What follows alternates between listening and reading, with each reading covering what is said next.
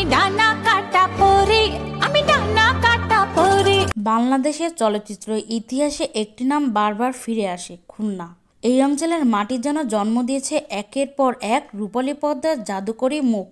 60 থেকে 90 চারটি দশকে দেশের চলচ্চিত্র প্রেমীদের মন জয় করে নিয়েছেন যারা, তাদের অনেকেই এসেছেন এই অঞ্চল থেকেই। প্রথমে যাদের নাম বলতে হয় তারা 3 কিংবদন্তি, সুচন্দা, ববিতা ও চম্পা, 3 বোন 3 রত্ন। তাদের শৈশব কেটেছে সাতক্ষীরার খুলনায়। 3 জনই হয়ে উঠেছিলেন ঢালিউডের ইতিহাসে অবিচ্ছেদ্য নাম, সেই সময়ের সবচেয়ে জনপ্রিয় মর্যাদাপূর্ণ অভিনেত্রী। এরপর আসে এক অন্যরকম আলো, শাবনূর। তার জন্ম যশোরেই, তবে বেড়ে উঠেছেন খুলনা সান্নিধ্যে। বাংলাদেশের চলচ্চিত্রের ইতিহাসে সবচেয়ে বেশি 10 বার মেরিল প্রথম আলো পুরস্কার জয় করেছেন তিনি। এরপর আসে পপি, খুলনারই গর্ব। 6 ভাই বোনের মধ্যে বড়, পড়াশোনা খুলনার মুন্নজান বালিকা বিদ্যালয়ে। 3 বার পেয়েছেন জাতীয় চলচ্চিত্র পুরস্কার শ্রেষ্ঠ অভিনেত্রী হিসাবে। তার শৈশব কেটেছে খুলনার দাদাবাড়িতে, সেখানে গড়ে উঠেছে এক সাহসী প্রতিভাবান অভিনেত্রীর ভিত। পরিমণি আরেক খুলনার রত্ন, সাতক্ষীরায় জন্ম। পরবর্তীতে ঢাকায় এসে শিখেছেন নাচ বুলবুল ললিতকলা একাডেমিতে।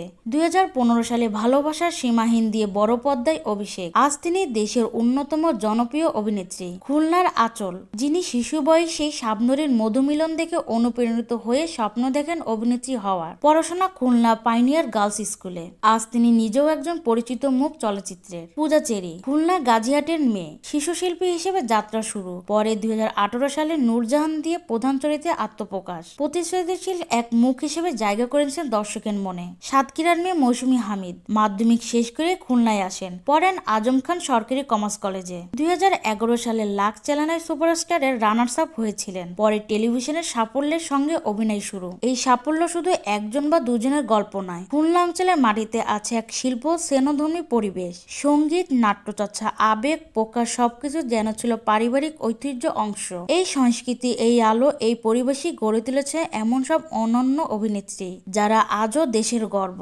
উম্মে উমামা রাত্রি, ভয়েস অফ টাইগার।